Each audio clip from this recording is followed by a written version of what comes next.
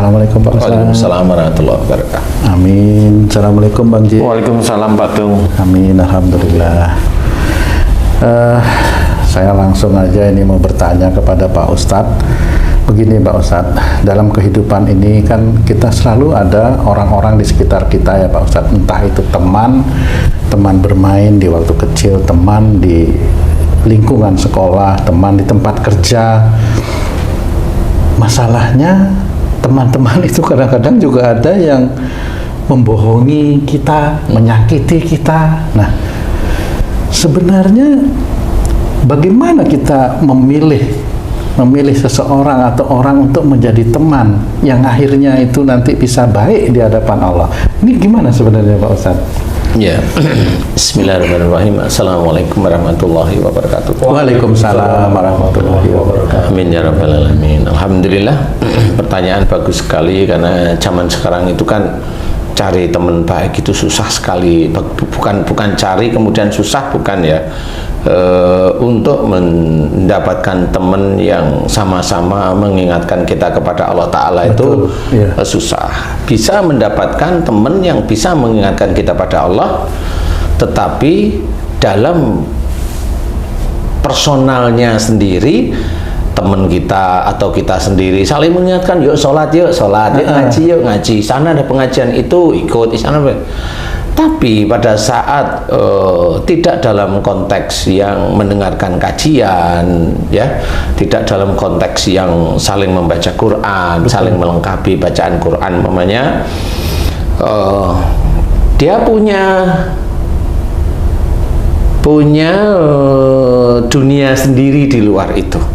Nah, kayak mamanya saya diizinkan oleh Allah Ta'ala dakwah, tapi kan saya punya pekerjaan sendiri. Betul. Saya punya pekerjaan sendiri, saya punya teman-teman sendiri juga di luar para jamaah YouTube, kan gitu ya, jamaah YouTube, kemudian murid-murid dan sebagainya, dan juga saya juga ada keluarga, saya juga punya anak buah dalam pekerjaan, kan gitu nih.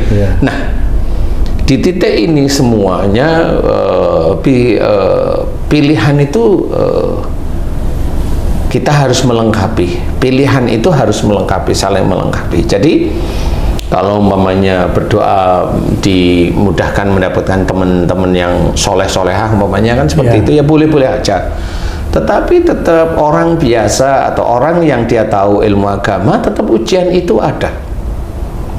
Ujian itu ada, walaupun dia temennya itu hanya cuma ngaji, tetap ujian itu ada. Apa ujian itu? Bisa aja ujub, riya, bangga dan sombong tentang ilmu yang dititipkan oleh Allah Ta'ala, tentang kajian-kajian. Itu ujiannya. Sombong terus muncul. Padahal ya sehari-hari ngomongin masalah agama, tapi dia ada ujub, riya, bahkan sombong.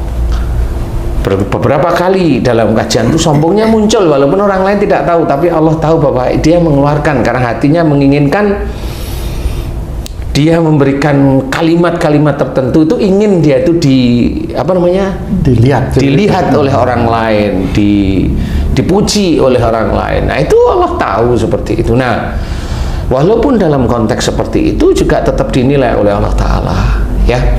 Kemudian walaupun dalam konteks umpamanya pekerjaan Haji J dulu di MNC TV umpamanya, kan gitu ya, ada temen yang diajak sholat berjamaah mau, kan itu ya.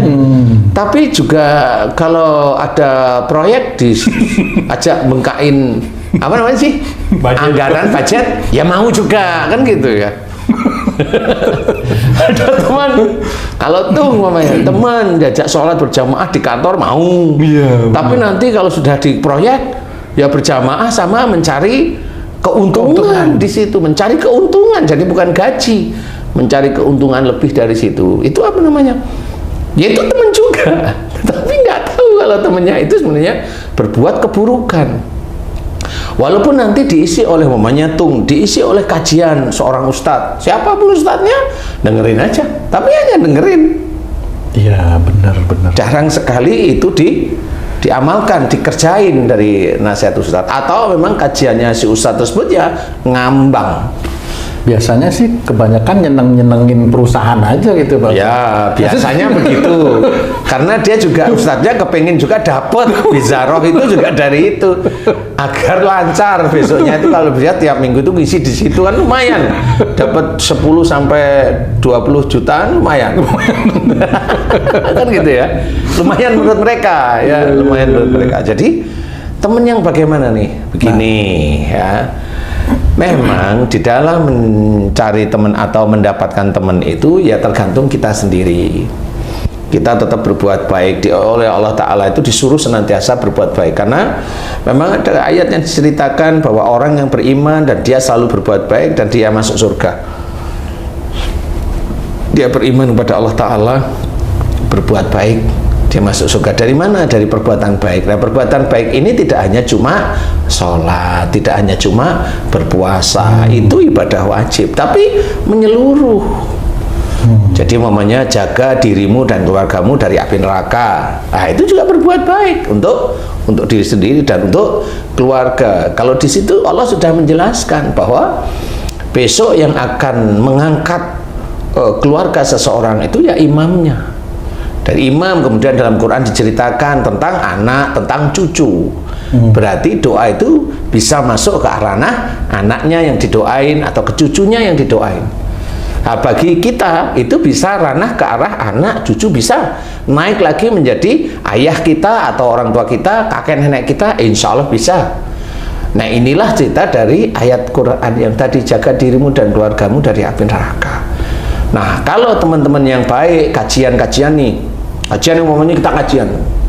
Kemudian kadang-kadang ada teman-teman kita itu, yuk kita gandengan, kita berdoa, ya Allah, jika nanti di antara kami ada yang masuk surga, tolong bilang sama Allah Ta'ala bahwa teman saya itu si fulan dulu kajian bersama, kan gitu ya. Boleh kita menghormati seperti itu, menghormati ya, tapi coba kita berpikir siapa di antara kajian itu yang masuk surga?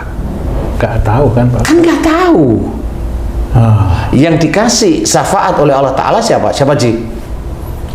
Rasulullah Muhammad Sallallahu Alaihi Wasallam. Nabi-nabi yang lain dikasih nggak Ji? Enggak. Nabi-nabi yang lain itu mulia loh di hadapan Allah Ta'ala. Walaupun ada mamanya nabi yang nggak punya umat, ada Sam'un, tapi tetap mulia di hadapan Allah Ta'ala.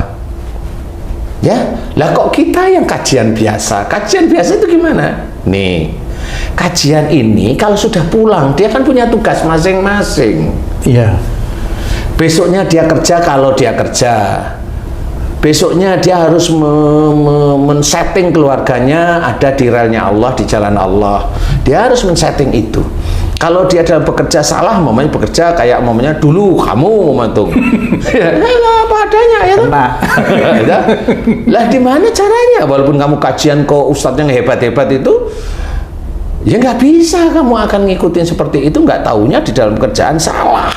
Kalau di antara pekerjaan itu sama teman-teman yang akhirnya mencari keuntungan, pada waktu itu rasanya itu kayak berbuat baik juga, itu salah itu maksudnya. Lah berbuat baik itu karena kamu itu dicekokin, dikira itu baik.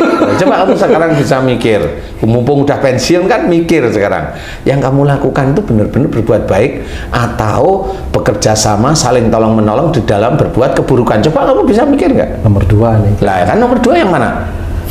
Tolong menolong dalam berbuat dosa. Nah, iya. Masuk apa itu? Masuk surga emang? Kagak. Sekarang kamu hitung berapa tahun kamu itu bekerja melakukan itu. Wih. Kan harus bisa dihitung seperti itu. Dan itu tidak bisa langsung umpama tidak bisa langsung kamu mohon ampun tobat selesai. Yang sekian puluh tahun selesai, tidak bisa. Ibaratnya seperti itu, tidak bisa. Jadi itu terus harus tobat. Kemudian apa? Yang umpamanya nggak cuma kamu hitung ya. Umpamanya uang yang sudah kamu pakai itu harus kamu keluarin. Taruh mana? Nah, kalau taruh di negara kan nggak ada yang mau nerima nih. Ya taruh di yatim piatu karena mereka membutuhkan. Nah, ini kalau memang kita ingin mendapatkan teman-teman yang baik, saling mengingatkan untuk beribadah kepada Allah Ta'ala, bisa aja kita harus berbuat baik untuk diri kita sendiri, hormati orang tua kita, hormati istri kita, hormati suami kita, ya, kemudian hormati saudara-saudara kita. Kalaupun terlewat ada apa, mamanya kita didolimi, ya maafkan. Kalau ada masalah, ya dimusyawarahkan. Nah, di dalam mencari teman-teman yang baik itu memang kita tidak pernah tahu. Cuma kita harus memperbaiki diri dulu sehingga dipertemukan oleh Allah Ta'ala dengan teman-teman yang baik. Saya kasih contoh, ya. Saya pernah punya teman SMA, ngaji bareng, sekolah bareng, makan pun dulu bareng, ya. Kuliah bareng lagi, makan bareng, ketemu bareng, kerja nggak ketemu, ketemu, dia bilang aku ada kerjaan ini, ini temanku nih, ya. Nanti kalau aku ngerjain ini keuntungannya kita bagi 2, ya. Kamu bisa, insya Allah, salaman kita, Bismillah. Itu uang sudah digelontorkan. Saya masih ingat waktu dulu itu 350 juta. Iya, benar. Ya, digelontorin. Habis digelontorin 2 minggu itu teleponnya udah nggak bisa dihubungi. 2 minggu, sebulan, setahun, selesai. Saya harus senyum. Alhamdulillah, saya ditipu teman saya sendiri yang dulu kajian bersama. Ya, makan juga bersama, sekolah juga bareng sama. Apakah dengan kajian bersama itu orang itu baik? Wallahu alam, kita nggak ngerti. Bisa aja memang itulah ujian dari Allah Ta'ala untuk saya lewat dia. Karena siapa tahu bisa aja nggak taunya dia istrinya 2 atau istrinya 3, walau nggak tahu saya, sehingga dia kesulitan sehingga menipu teman-temannya. Tapi Pak Ustadz ditipu kok malah bersyukur Pak Ustadz, bagaimana? Ya alhamdulillah aja saya nggak marah, kan gitu. Ya alhamdulillah saya nggak marah, dan alhamdulillah ini barangkali Allah menguji saya. Kalau saya kehilangan uang 350 juta itu gelo ndak hati saya. Gelo itu apa namanya? Sedih gitu. Ya sedih atau protes atau apapun. Ya. Enggak. Alhamdulillah sampai sekarang pun terjaga. Saya cerita kenapa? Itu teman kajian saya. Dan ada juga teman sekarang yang begitu ada masih. Tapi saya nggak mau ngomong nih. Karena ini masuk ke lingkungan juga Pak Ustaz. Agama, saya nggak ngomong. Ke lingkungan agama yang di situ saya ada di situ. Nah, itu ya sama seperti itu. Jadi apakah lingkungan kajian itu sudah dianggap benar? Belum tentu. Karena pada saat dia kajian di titik itu dia baik hatinya, baik. Tapi setelah pulang walau alam. Bisa aja dia bilang, umpamanya nih, Ustadz anak saya kecelakaan, tangannya patah, minta bantuan. Ya, Ustadz anak saya yang SMA udah lulus, tidak ada biaya untuk kuliah. Dah, Ustadz anak saya yang sudah kuliah untuk bayar semester nggak ada. Oke, Ustadz istri saya masuk rumah sakit. Ya, Ustadz ini nggak ada masalah menurut saya. Karena apa? Itu ujian dari Allah Ta'ala yang diberikan kepada saya. Dan saya nggak pernah punya pikiran, walaupun beliau itu menjawab nanti tiap bulan saya bisanya bayar sekian. Iya, iya. Tapi tiap bulan sampai sekarang dia nggak pernah bayar, kan lucu. Tapi saya tersenyum. Nah, inilah cara Allah menguji sebenarnya. Nah, teman apakah itu teman baik? Ya kali mereka baik, orang yang begitu itu baik kepada saya dengan mengambil sebagian dari harta saya. Biar apa? Biar harta saya itulah yang akan menjadi amal soleh saya di akhirat sebenarnya. Amin. Karena makanya jangan gerutu yang seperti itu. Jangan hanya cuma nggak mau saya kalau ngisi kajian harus dibayar 50 juta. Loh, itu gimana? Malah minta, kan gitu ya. Nah, ini orang seperti itu kalau kehilangan uang, mencak-mencak itu biasanya. Jadi, teman itu memang bisa menjadi penguji kalau tipenya seperti itu. Tipenya seperti itu. Nah, banyak hal yang harus kita ketahui. Apakah teman-teman itu nanti akan menolong di surga? Kalau di surga nggak bisa, atau di surga nggak bisa. Yang bisa memberikan syafaat Rasulullah Muhammad SAW.